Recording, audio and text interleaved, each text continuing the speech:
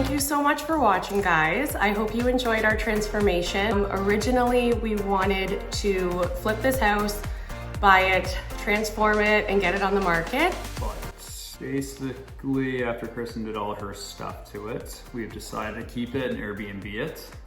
It's also close to home and everything else, so it's a nice little escape for us as well. So we put it on Airbnb 3 nights ago, and we've already rented out, I think, almost every single weekend this summer. Almost every weekend in summer. Weekdays are a little slow, but... Yeah, but anyway, it's our first Airbnb. It was such a journey, and we thank you all for watching. We are going to put up another video later on of how we actually got the Airbnb ready. It's a lot of stuff. It's a lot of stuff, but really fun to do.